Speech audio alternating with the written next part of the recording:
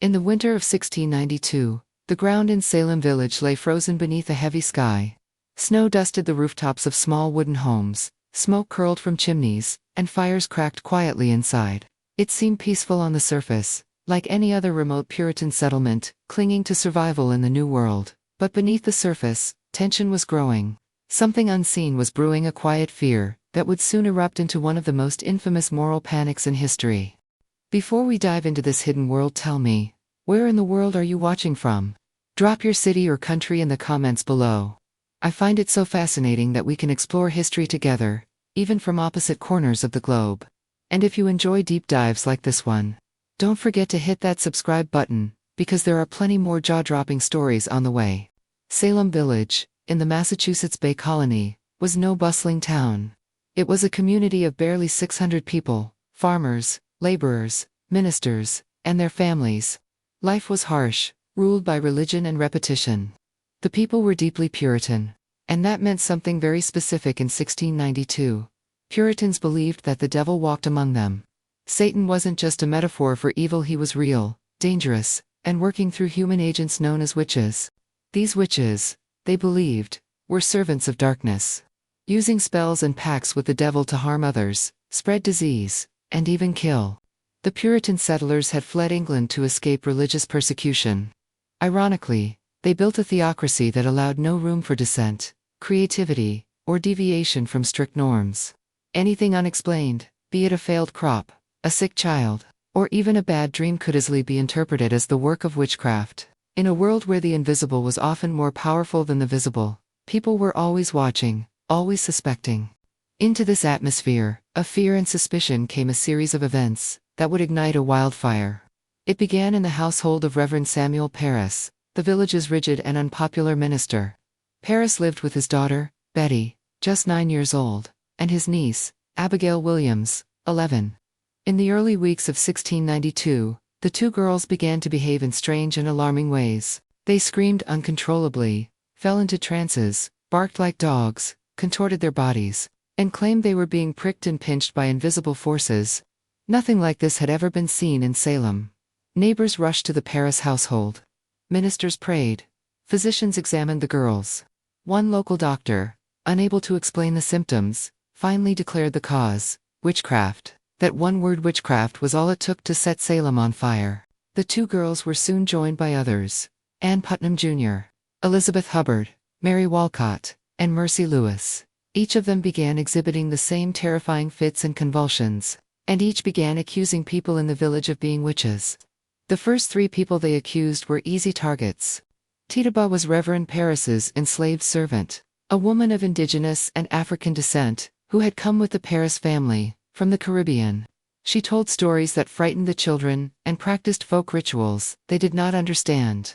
To the girls, she seemed foreign, frightening, and powerful. Then there was Sarah Good, a homeless woman who wandered the village begging for food. Poor, disheveled, and mentally unstable, she too fit the image of a social outcast. Lastly, they accused Sarah Osborne, an elderly and sickly woman who had not attended church in years, and had legal disputes with the powerful Putnam family. The accused were arrested, shackled, and thrown into jail. It was not uncommon in Puritan society to suspect outsiders. But now suspicion was turning into something more dangerous: public action. The interrogation of Tituba marked a turning point. Under extreme pressure, possibly even physical abuse, Tituba confessed. But she didn't stop there. She claimed she had been approached by a tall man in black, that she had signed the Devil's Book, and that she wasn't alone. She said there were more witches hidden in Salem, plotting in secret. Her confession confirmed what many already feared. The devil was not at the edge of the village. He was here, among them, wearing familiar faces. In the days that followed, more names were whispered, more accusations were made. The circle of the accused widened. Martha Corey, Rebecca Nurse, Elizabeth Proctor, even church-going, respectable women, were not safe. What began with a few outsiders quickly became an unraveling of the village's social fabric. There was a reason these accusations spread so quickly. Beneath the surface, Salem Village was already divided. There was resentment between neighbors, disputes over property lines, battles over who should be minister, and a rivalry between Salem Village and the more prosperous Salem town. Coincidence? Perhaps. But when fear takes over, lines blur. Personal vendettas hide behind moral outrage. Meanwhile, the afflicted girls became the center of public life. In a world where children were expected to be silent and obedient, suddenly their screams were dictating who lived and who might die. They trembled, cried out in court, claimed to see specters flying through the air, and collapsed to the floor when a supposed witch walked by. Adults believed them. Judges listened. Ministers prayed over them. Their words became evidence. On March 1, 1692, the first public examinations of the accused began in Salem Village. Hundreds came to watch. Tituba, Sarah Good, and Sarah Osborne were brought before local magistrates. It was not a trial, but a public interrogation almost theatrical in its structure. The girls screamed and pointed as the accused stood before them. When Sarah Good claimed she was innocent, the girls fell to the floor in convulsions. To onlookers, it seemed like proof. The girls' performance in court was so persuasive, so emotionally powerful, that it began to overshadow rational thought. Even those who had doubts kept quiet. To question the trials meant to question the battle between God and Satan. To defend a supposed witch was to risk being accused yourself. The panic had begun. And it was only the beginning. What started with a sick child and a whispered name had turned into a moral reckoning for an entire community. It would soon lead to dozens of arrests, months of trials, and public executions. The people of Salem had opened a door they could no longer close. In the months ahead, fear would override logic. Families would turn on each other. Ministers would wrestle with doubt. Judges would sentence neighbors to death, based on invisible evidence. And through it all, the cries of the afflicted girls would echo through the village, sealing the fate of many who had once thought themselves safe. Salem was no longer just a town. It had become a stagey, a place where belief, fear, and vengeance played out in deadly form. By the spring of 1692, the hysteria in Salem had outgrown the small village where it had started. Dozens of people had been accused of witchcraft. The local jails were overflowing. The situation was no longer a matter of village gossip or religious anxiety, it had become a crisis. To address the rising number of accusations, the colonial government in Massachusetts formed a special court in May of that year. It was called the Court of Oyer and Terminer. The term comes from French meaning to hear and determine. Its sole purpose was to try accused witches swiftly and with authority. This court was unlike any other in colonial America. It was led by Chief Justice William Stoughton, a stern and deeply religious man. He and his fellow judges believed they were not just delivering justice, they were fighting a spiritual war. The devil, they believed, had infiltrated their godly colony. To hesitate was to risk eternal damnation. The most controversial element allowed in the courtroom was what became known as spectral evidence. This was testimony based on visions, dreams, or ghostly experiences. A person's claim that the spirit or shape of an accused witch had attacked them. Even if the accused had a solid alibi in the real world, their invisible specter could be used as evidence against them. Today, this sounds absurd, but in 1692, spectral evidence was taken seriously. The belief was that the devil could not take the shape of an innocent person, therefore, if someone's specter was seen tormenting the afflicted girls, that person must be guilty. It was a system built on belief, not proof. The first to be tried and executed was Bridget Bishop, a woman in her 50s. She had already been accused of witchcraft years earlier.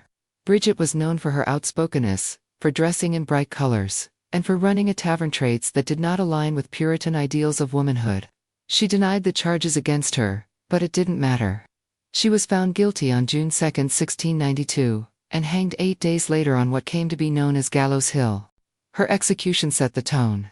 Over the next several months, the court sentenced 19 people to death by hanging. Most of them were women. Many were respectable members of the community, midwives, churchgoers, elderly widows. Some had no known enemies. Others were clearly victims of grudges, jealousy, or bad luck. The trials were swift. Witnesses were unreliable. Confessions, often extracted under duress, were taken as confirmation of guilt. And those who refused to confess were treated more harshly. In this environment, confession became a form of survival. If you admitted to witchcraft and agreed to name others, you might be spared. If you denied the charges, you were likely to die. It was a trap. Speak lies and live, or tell the truth and die. One of the most tragic examples was Rebecca Nurse, a 71-year-old grandmother. She was deeply religious, beloved by her community, and initially acquitted. But the court, under pressure from the accusers and the public, reversed its decision. Rebecca was sentenced to hang. Before her execution, she said, "I am innocent as the child unborn." Her death shook the village to its core. If someone, as pious and gentle as Rebecca Nurse, could be executed, no one was safe. Another name remembered through history is Giles Corey, an elderly farmer and husband of another accused woman, Martha Corey. When Giles was charged, he refused to enter a plea guilty or not guilty. This was not just defiance, it was strategy.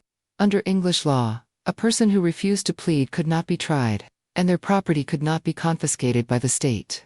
To force a plea, Giles was subjected to a brutal and rare punishment, pressing. He was laid on the ground, a heavy wooden board placed over his chest. Stones were stacked on top, one by one. For 2 full days, Giles endured the torture. He never cried out, never gave in. When asked to enter a plea, his final words were simply, "More weight." He died without confession. His dignity intact. Giles Corey's death marked a turning point. It was the only instance of pressing to death in American history, and even in 1692, many considered it excessive. But it wasn't the end. By autumn, the panic was still spreading. More people were accused. More warrants were issued. One of the highest-profile trials was that of George Burroughs, a former minister of Salem Village. Burroughs had enemies. He had left the village years earlier, after clashing with the powerful Putnam family. Now, accused of being the ringleader of a witch coven, he was brought back in chains. In court, he defended himself eloquently. As he stood on the gallows, he recited the Lord's Prayer perfectly, something witches were believed incapable of doing. Many in the crowd hesitated. They questioned whether an agent of Satan could speak God's words so fluently. But the judges did not waver. Burroughs was hanged. Even the doubts of the public were not enough to stop the machinery of fear. Throughout these months, over 200 people were accused. Dozens were imprisoned, often in filthy, overcrowded jails. Conditions were horrific. Food was scarce. Some prisoners died waiting for trial, not from execution, but from sickness, starvation, or despair. The community was beginning to unravel. Families were divided. Friendships destroyed. Children were orphaned. Property was seized. And the spiritual certainty that had once unified Salem's Puritans was beginning to falter. Yet the accusations continued. In some cases, the afflicted girls claimed to see specters flying through the air in court. They screamed that the accused were biting, choking, or stabbing them invisibly. Spectators described scenes of chaos, with girls writhing on the ground, judges yelling, and spectators praying aloud. The courtrooms were less places of justice, and more stages for religious theater. And the stakes were rising. By September 1692, the court had sentenced 8 more people to death in a single day. The speed and scale of the executions alarmed even some of the ministers. A few began to speak out. One notable critic was Increase Mather, the father of Cotton Mather, key figure, who had supported the trials. Increase warned that it was better for 10 witches to go free than for one innocent person to die. His voice, along with growing public unease, began to shift the tide. On October 29, 1692, Governor William Phips, newly returned from a military campaign, dissolved the court of Oyer and Terminer. He had learned that his own wife had been accused. That personal connection, combined with political pressure and the rising death toll, forced his hand. The executions stopped. The trials continued under a new court, but now with stricter standards for evidence. Spectral evidence was largely disallowed. But by then, the damage had been done. 19 people hanged. 1 crushed to death. 5 dead in jail. Hundreds more traumatized. Salem was a town in mourning, but also in denial. Few were ready to admit just how much they had been misled by fear, by pride, and by their own sense of righteousness. The madness had been quieted, but its shadow would linger for generations. By the close of 1692, the executions in Salem had stopped, but the fear had not. The gallows stood silent. The courts had been suspended, but for those who remained, both the accused and the accusers, the damage had been done. With the court of Oyer and Terminer dissolved by Governor Phips in October, a new court was established to handle the remaining cases, the Superior Court of Judicature. It opened in January of 1693, with a much more cautious approach to evidence. Most notably, spectral evidence, the dreamlike, Invisible proof that had fueled the previous Hysteria was now largely rejected. This small legal change marked the beginning of Salem's slow return to reason. With no specters in the courtroom, the afflicted girl's accusations began to falter. The dramatic fits, once seen as divine testimony, now seemed hollow in the light of doubt. Without the emotional spectacle, the trials became less convincing. Of the 56 people brought before the new court, only 3 were convicted. The rest were acquitted or released due to lack of evidence. By May, Governor Phipps had pardoned all remaining prisoners, even those who had been found guilty but not yet executed. But release did not mean freedom. Many had spent months in rotting jails. Some had lost family members to execution. Others returned to find their homes seized, their livestock sold, and their reputations destroyed. They were no longer accused witches, but they were also no longer trusted neighbors. The emotional toll on the community was immense. Families were divided. Entire households had been ruined by suspicion. Children had watched their parents dragged away in chains. And for the accusers, especially the young girls, life would never return to what it was. Perhaps the most telling change came from within the church itself. One by one, prominent ministers who had supported the trials began to express regret. Some, like Reverend Samuel Willard, had always harbored doubts. Others, like Cotton Mather, tried to justify their actions in retrospect, claiming they had meant well, that they had tried to steer the courts away from excessive zeal. But it was clear, the tide of opinion was turning.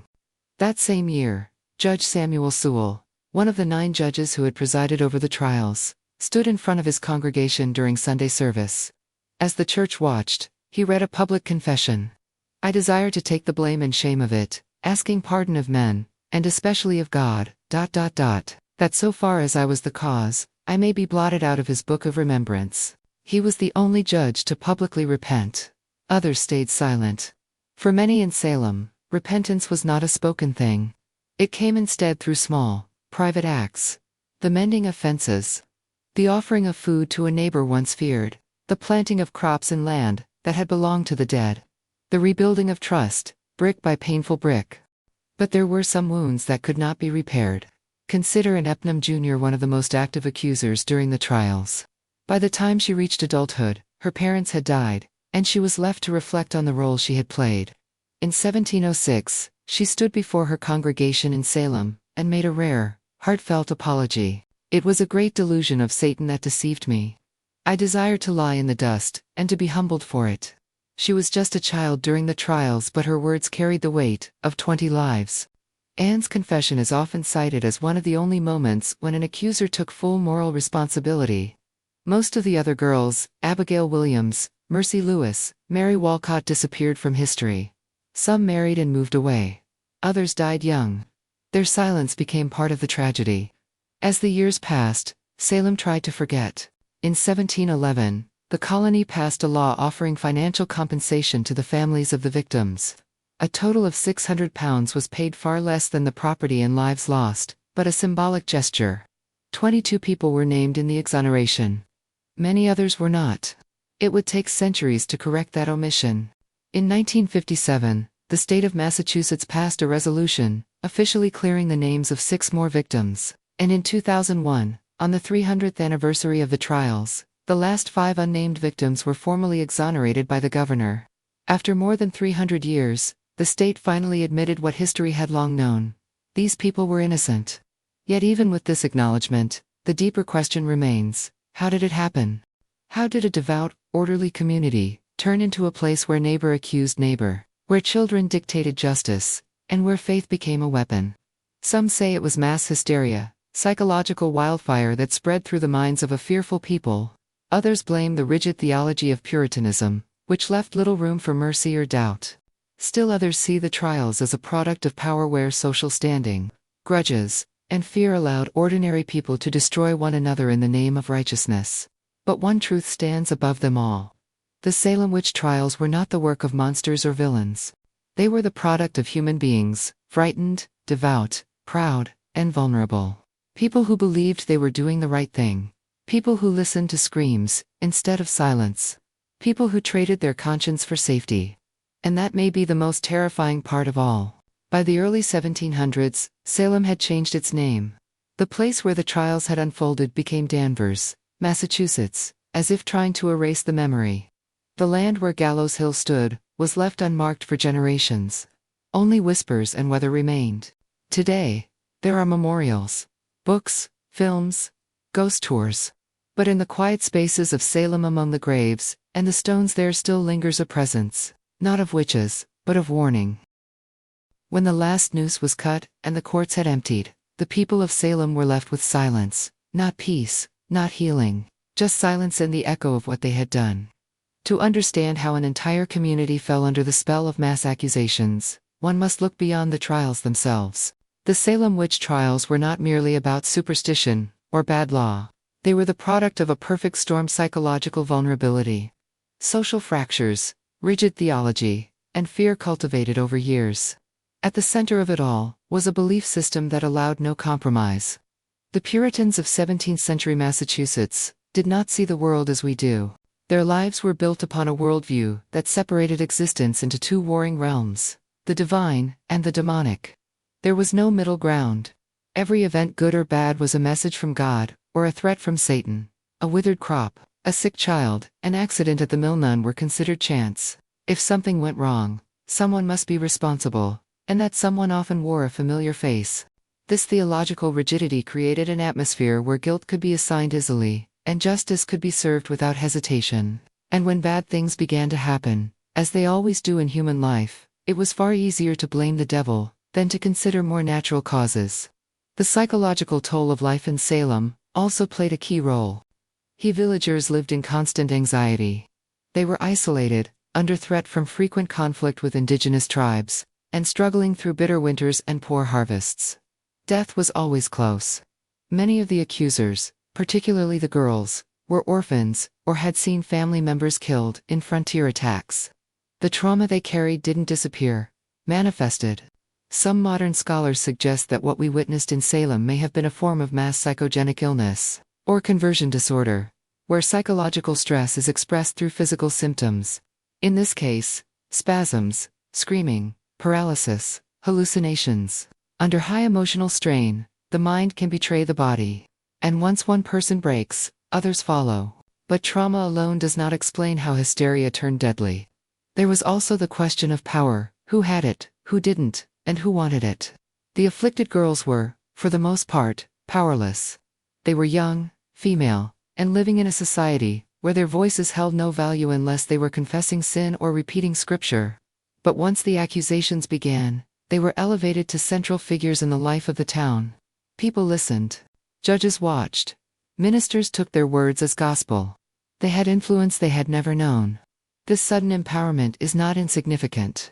What began as fear may have evolved into performance, conscious or not. Each dramatic courtroom collapse, each cry of invisible torment, brought more attention, more control. The line between genuine belief and manipulated power grew thin. Then there were the divisions, deep, long-standing rifts within the community. Salem Village was not united. It was torn between families who supported Reverend Parris and those who resented his leadership. Disputes over land, church membership, and family status fueled hidden resentments. The trials offered a new way to fight old battles. The Putnams accused the nurses. The Coreys accused the proctors. People settled grudges under the veil of righteousness. In many cases, those accused of witchcraft were either vocal critics of authority or had property others wanted. A few timely accusations could remove an enemy and redistribute land. Class and gender dynamics played a crucial role as well. Most of the accused were women, particularly older women, who did not conform to the submissive, pious role expected of them. Widows, healers, those who lived alone or spoke freely, these were the ones most at risk. Puritan theology placed women closer to sin, believing them to be more easily tempted by the devil. Eve's role in the biblical fall was not forgotten. To be an outspoken woman in Salem was, in itself, a dangerous thing. Some of the women accused had simply lived too long without male supervision. Others were midwives, figures, both respected and feared for their knowledge of the body. In a world where female authority was suspect, wisdom could look like witchcraft. The cultural context, too, deserves examination. Witch trials were not unique to Salem. In Europe, tens of thousands had been executed for similar charges across the 15th, 16th, and 17th centuries. Scotland, Germany, and England, saw their own purges. But Salem was different because it happened at the tail end of the witch-hunting era. Elsewhere, skepticism was rising. But in this Puritan colony, cut off from the larger world and consumed by spiritual paranoia, the fear burned longer. One of the more unusual explanations offered in the modern era came in the 1970s, when a researcher named Linda Caparel proposed a startling theory: ergot poisoning. Ergot is a toxic mold that can grow on rye grain during wet conditions. When consumed, it can produce hallucinations, seizures, and convulsions, similar to the symptoms described in Salem. The idea gained traction for a time. The region's climate in the months before the outbreak had been damp, and rye was a common staple. But while the ergot theory was compelling, it could not explain everything. Not everyone who ate the same bread fell ill, and the symptoms lasted far longer than any physical poisoning typically would. Most historians now view it as an interesting possibility, but not the core cause. More than anything, Salem was a moral collapse. A failure of leadership. A society that had grown too rigid to allow for doubt, and too frightened to protect the innocent. When belief becomes law, and fear becomes evidence, justice falters. The people of Salem thought they were defending their faith. In truth, they were destroying it from within. By the time the last prisoners were released, the village was changed forever. Some moved away, unable to bear the weight of what had happened. Others stayed, burying their shame under years of silence. The gallows were never used again. The names of the executed slowly disappeared from family records, like old wounds left unspoken. But the lessons of Salem did not disappear. In time, the trials would become more than a historical curiosity. They would serve as warnings cited in debates about civil rights, legal standards, and political purges. Generations later, when new forms of hysteria gripped societies, people would look back at Salem and see the familiar patterns: fear, accusation, punishment without proof.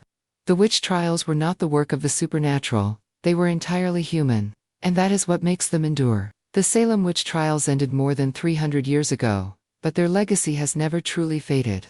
They linger not just in books or museums, but in the foundations of justice, politics, and culture. Salem became more than a place, it became a symbol, a warning, a mirror held up to every society that allows fear to override reason. After the trials, Salem tried to move forward. But silence covered the land like frost. Many of the key players vanished from public life.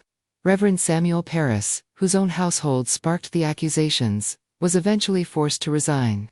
The villagers no longer trusted him.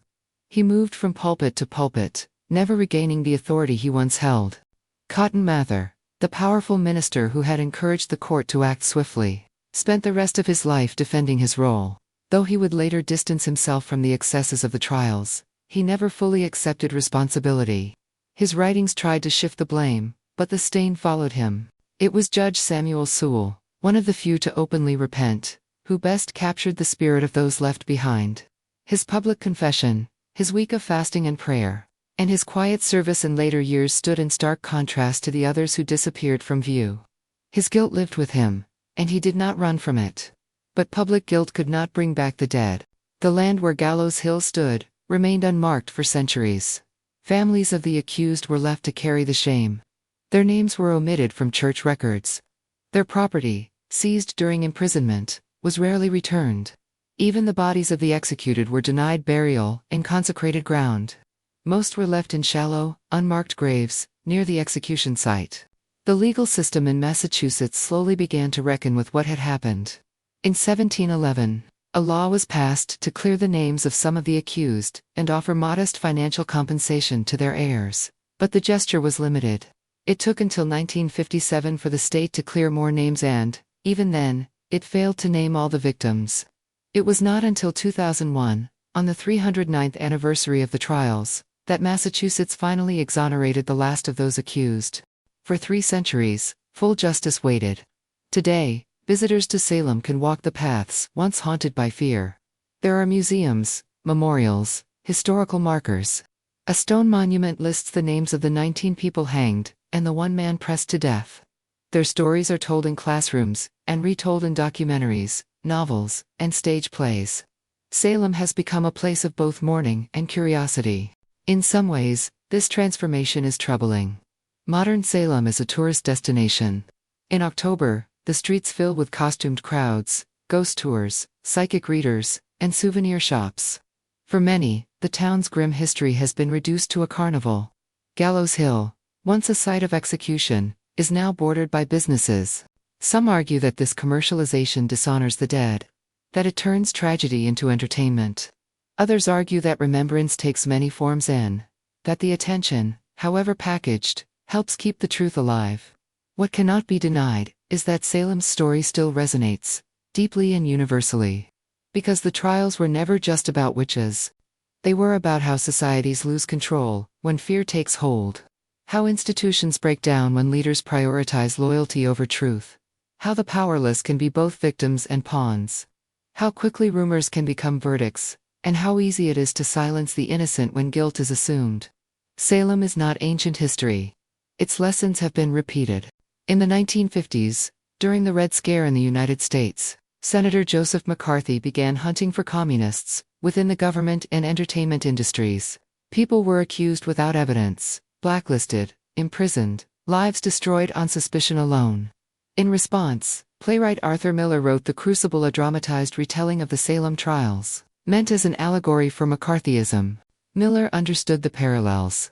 The language was different, but the pattern was the same: hysteria, accusation, punishment, the fear of the enemy within.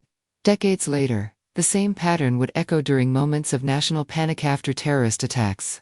During pandemics, in political purges, online smear campaigns. Whenever people seek safety over justice, when questions are replaced by slogans, and trials are replaced by public shaming, Salem's shadow returns. In law, the trials have become a case study in failure. Modern judicial systems, particularly in the United States, now enshrine principles that were absent in 1692: the right to a fair trial, the presumption of innocence, the rejection of hearsay, the protection against coerced confession. Many of these protections were shaped by the painful memory of what went wrong in Salem. The phrase witch hunt is now used metaphorically to describe any unfair or unjust investigation, fueled by panic, rather than proof. The irony is that those accused of witchcraft in 1692 were never witches at all. But their stories are now used to protect others from suffering the same fate. There's a reason the names of Rebecca Nurse and Giles Corey still appear in history books. Not just because they died, but because of how they died. Rebecca went to the gallows with dignity, refusing to confess to a lie. Giles Corey refused to plead, knowing the system was corrupt. "More weight," he said, as they crushed him beneath stones. In silence, he defied them. Those acts of resistance, however small, still echo. And there were others, those who stood against the tide. Neighbors who signed petitions defending the accused. Ministers who wrote letters, questioning the use of spectral evidence. Jurors who later expressed remorse. Not everyone joined the madness. That matters. It reminds us that even in times of hysteria, truth has allies. But truth, in Salem, came too late. And so the final legacy of the witch trials is not just a lesson in fear, it's a burden. A responsibility to remember what happens when belief becomes law. When courts abandon reason, and when societies allow fear to drown compassion. Today, in quiet cemeteries across New England, the names of the accused can still be found etched into stone. Some are barely legible. Others are honored with new plaques, fresh flowers, carefully written notes. They are no longer witches, they are people. People caught in a moment when justice failed. Their story doesn't end with the last hanging, or the last trial. It lives in every courtroom, in every law book, in every citizen who dares to speak against the tide, when the world seems consumed by fear. Salem, in the end, did not burn its witches. It burned its own conscience.